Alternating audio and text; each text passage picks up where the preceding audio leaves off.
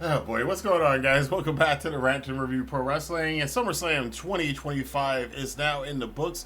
And you know how sometimes you see an event and you walk away from it feeling kind of both ways about it? I'd have to say that about SummerSlam. So I'm going to do this a little bit differently than I usually do. We're going to go to the results, and then we're going to talk about the overall. We're going to kind of do it the other way around, opposite of how I usually do it. So, first off, we had the opening tag match, which was Roman Reigns and Jey Uso on night one, taking on the team of Braun Breaker and Bronson Reed. Braun taking on the old Bloodline, the original two members of the Bloodline. Fun match. I enjoyed it. Breaker had some funny moments. The dives are probably the biggest story out of that match. Roman's dive, which he almost impaled himself in the head or impaled the ramp with his head because he overshot Braun. They did kind of help him, and so you can kind of see it on the replay. They assisted him over to keep him from crashing on his head. And then Bronson Reed was just 330. That guy is 400 pounds of anything. He goes through the ropes, hits a tope suicida. It's absolutely fantastic. The match is great.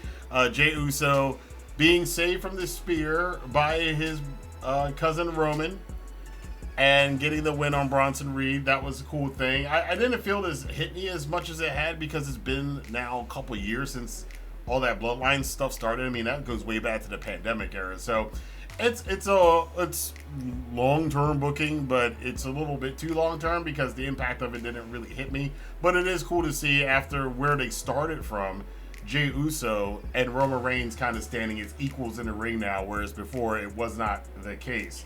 The Women's Tag Team Championship match, I actually enjoy the team of Charlotte Flair and Alexa Bliss. I think it's another odd couple thing. We're all kind of waiting for them to break up. They challenged the Women's Tag Team Champions Raquel Rodriguez and Roxanne Perez. Flair and Bliss win, and now we are into, once again, the winner they're going to break up and lose the tag title situation.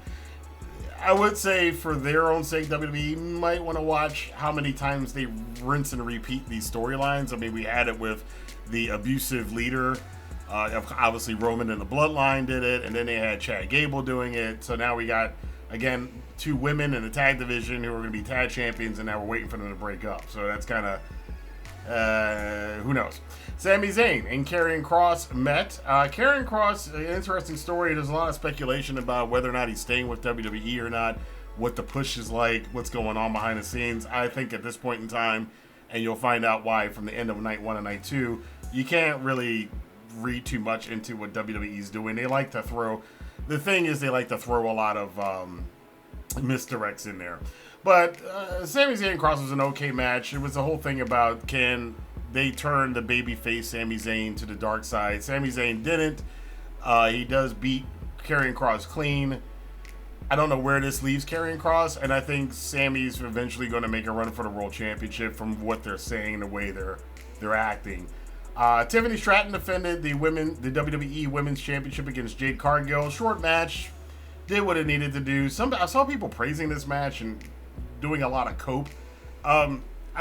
Look, Jade and Tiffany, by the way, are only a couple years in the business. So for them to reach this level is kind of impressive, but you can see their inexperience in the match. A lot of confusion at times in this match, but ultimately, you know, the big points they got across. And Stratton retains the championship against Jade Cargill. Possibly, I think they're really grooming her to be a major star in the women's division. The women's division needs that kind of level. Who's at the top? Who are the women at the top? And I think Stratton at this point is kind of solidified in there. Randy Orton and Jelly Roll in the celebrity match of the night took on Drew McIntyre and Logan Paul. I mean, it is what it is. It's not the worst celebrity match I've ever seen. This is WWE again. These type of matches, and WWE's not the only one. AEW's done it, WCW's done it, every wrestling company's done it. WWE does it on steroids, though, with this whole, hey, look, there's people in the mainstream that like wrestling, and they're part of the WWE, so WWE Universe, look how mainstream we are. We're not weird like those other wrestling fans. I mean, you know, it's worked for them. The cost of it, but Paul and McIntyre win the match when McIntyre hits Jelly Roll for Claymore. no hate towards Jelly Roll. He did what he was supposed to do, and cool. But I do see some even WWE fans, the hardcore ones, are getting a little tired of some of the celebrity stuff. Main event of night one was Gunther defending the World Heavyweight Championship against CM Punk. Best match on night one. 30 minutes of basically them doing Rocky IV, which is kind of funny. What I mean by Rocky IV, for those of you who haven't seen that movie, I know there's a lot of people who haven't. It's like 40 years old, but it is a 40-year anniversary of Rocky IV. Actually, it's kind of crazy.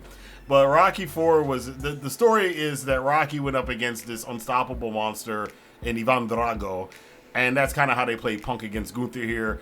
In the fight in the movie, Drago obviously beating the crap out of Rocky until Rocky can make him bleed, and once he makes the Russian bleed, all bets are off. Same thing kind of happened here.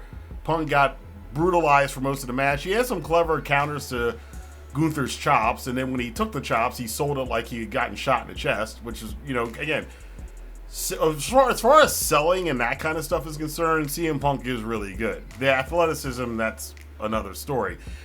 But he came back, he knew the assignment, he performed it well. Gunther performed his role well.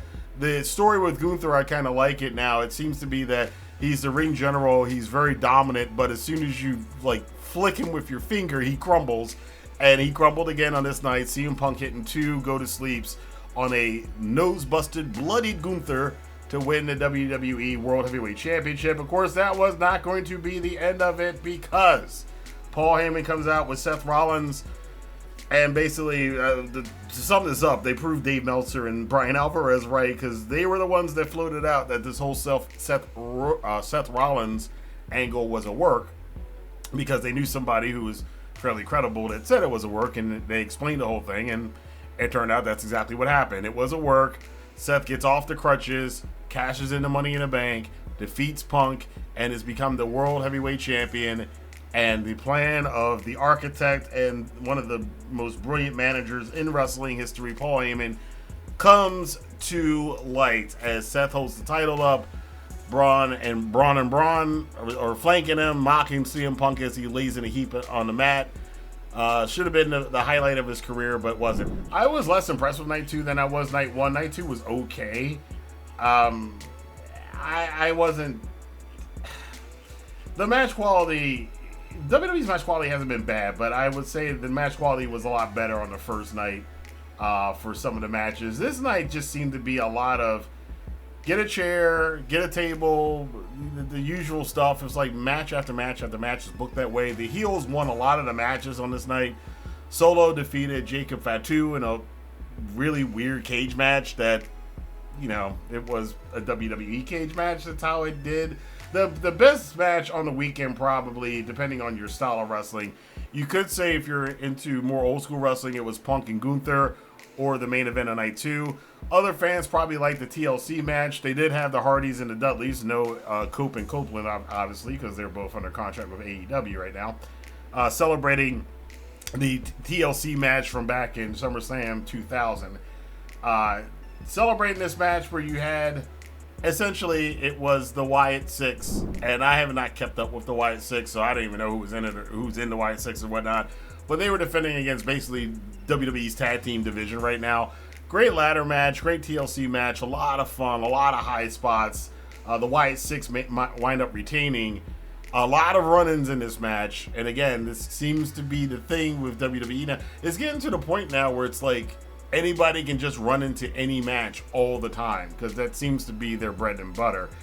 Again, they got to watch it because you can overdo that kind of stuff. And the fans, especially wrestling fans, key in on patterns very quickly, and if they see something 3, 4, 5 times, they're going to start to go, oh, here we go, same old if you do it too many times. Lyra Valkyria took on Becky Lynch. This match lost the crowd. I tuned out of it for a minute and tuned back into it.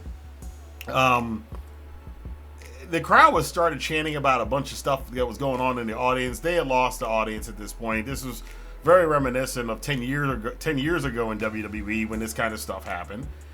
And I felt it was a little bit, it is disrespectful to the performers who were in the ring wrestling a wrestling match. And look, honestly, Lyra and Becky were not wrestling a bad match. The match was entertaining. But I was taken out of it because the crowd was paying attention to what they were doing and amusing themselves in the audience, outside of some really nasty high spots, which they had some pretty brutal ones. Bayley comes in to try to make the save. It doesn't work. Becky winds up retaining and winning the match. But as far as the crowd interaction, all I got to say is this is what happens when you train your audience not to care about the in-ring stuff and to care about everything else. After a while, they're going to tune out if they don't know what they're watching and don't care about it. The women's triple threat match, I thought it was great.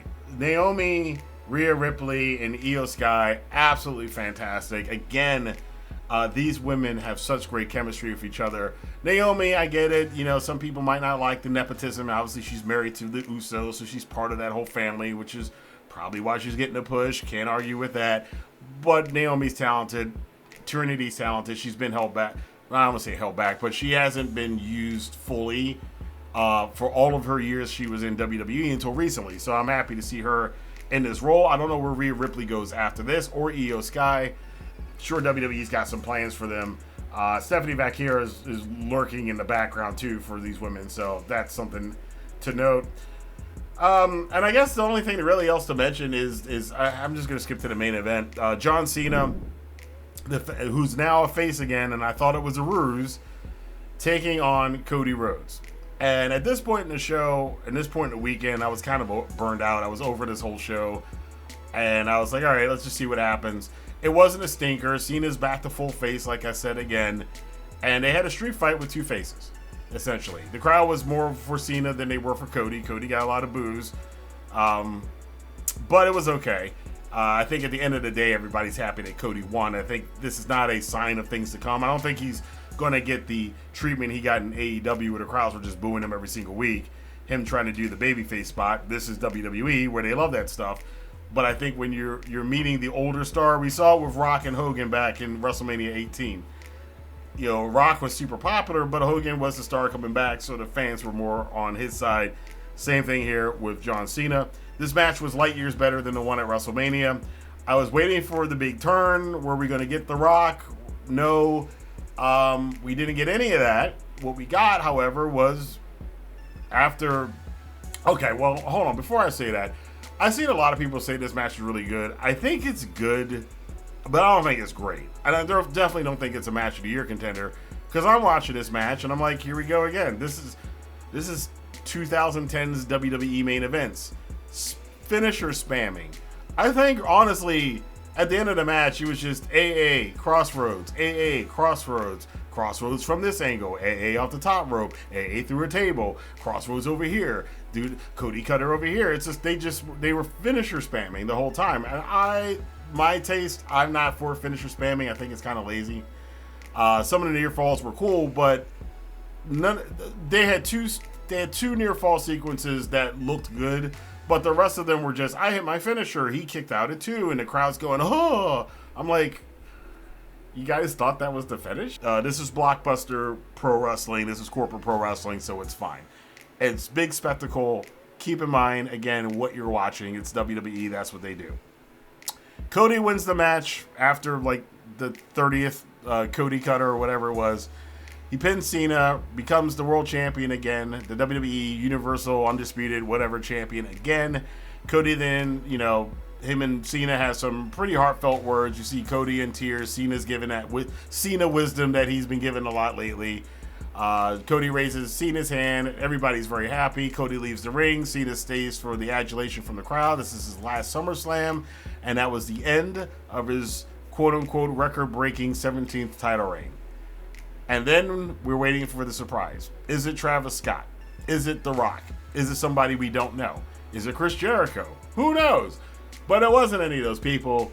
It was Triple H's big surprise. He said was going to shake the world. You haven't seen anything yet. And the surprise was Brock Lesnar. Now look, Brock Lesnar was one of the few things I actually did like. I'm in a rare minority on this one. I liked Brock Lesnar in the 2010s. I liked the whole persona that he had as the Beast back then. You can't say this without talking about the Janelle Grant lawsuit against Vince McMahon and how Brock is not a defendant, but he's implicated. Again, the shock and awe is supposed to be that they let Brock come back. And Brock came in. This is a repeat of when he came back. I think it was 2013, and he came in, obliterated Cena. Same spot here. So it seems like in this last year, which makes sense, they're playing Cena's greatest hits. They had him do the passing of the torch to Cody. He reignited his feud with Randy Orton. He reignited his feud with CM Punk. And another big feud that he has that you can do right now is that Brock Lesnar squash from SummerSlam that one year, where Brock Lesnar beat the living tar out of... Essentially, he turned the main event into a squash match. He squashed John Cena. I will never forget that match. No one will ever forget that match who saw it. I wonder if this is the receipt and Cena's going to squash Brock as the receipt for this at an upcoming show. But, you know, the bigger... That's the big story from the wrestling side. But on the other side... F around and find out. WWE is now just basically telling everybody, we don't care. We're going to put Brock back on TV. Again, some people are surprised. I say you really shouldn't be surprised. I think this is going to turn a lot of people off. But the thing with the WWE universe is that they're so mainlining that Kool-Aid that even for the fans who have serious ethical issues with Brock Lesnar being back on their TV screens, they're not going to complain too much and they're not going to stop watching. And at this point, if this continues on, I'm not going to be surprised if Vince McMahon is back within the next 2 years. So that's pretty much all I have to say about SummerSlam 2025. It was an okay show. Some ups, some downs. After watching WWE Unreal, which I may do a review of that or may not. I don't know. For fans like myself, this is just not stuff we're really wild about being a part of. The wrestling is, as we saw during a lot of the matches, doesn't really matter to this fan base anyway. They don't care. They're just there to see lights and a show and stuff. And you know what? That's what WWE provides. So more power to them. If you can get 53,000 people one night, 60,000 people the other night to come see a fireworks show with some wrestling thrown in here and there and a bunch of acting and entrances and lighting and everything else and big explosions and posing and music and stuff. Hey, you know, the whole package is a thing in itself. That's what they do. We know that's what they do. If you don't like it, like I said, we don't have to. I watch it because it's a big major wrestling event with wrestlers I care about. I noticed I didn't talk about AJ. So, well, you know what? I should talk about AJ. AJ and Dominik did have a great match. I liked their match, actually. I didn't like the fact that AJ lost again on another major show. But outside of that, it's okay. I'm grading this on a scale because this is one of those times where, for me, there's a lot of stuff that I personally just didn't enjoy about this show, the show this weekend. But I know that it's stuff that I care about, and other fans who are the WWE fans, who are the fans that they should care about, don't care about the stuff I care about. So kudos to them. Okay show, in my opinion. If you're a WWE fan, you probably loved it. If you're not, this is probably... I'll say this. If you're not a WWE fan and you don't like their business practices, or you don't like what that company stands for, this is certainly not going to change your mind. In fact, it's probably going to make you triple down on why you don't like this company. But I want to know what you guys think. Are you on that side? Are you on the WWE side? Or are you kind of in the middle and we're like, hey, it was a good show, had some good matches. Like I said, at the end, Dominik and AJ was good. The TLC match was really good. Punk and Gunther was really good. The triple threat match with Iyo and Naomi and Rhea Ripley was really good. And the main event, depending on whether or not finisher spamming, depending on whether or not finisher spamming bothers you or not, or you think it's kind of your mileage will vary on that one. And the surprises are, I like the Rollins surprise. I didn't like the one at the end of night 2. But again, let me know what you guys think in the comment box below. Until next time, I'll see you guys here for more news, rumors, and reviews. Got to catch up with the G1 Climax.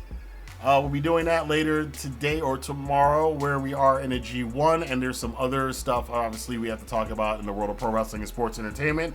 I'll see you guys next time for more of this on a Rantin Review Pro Wrestling. Have a good day.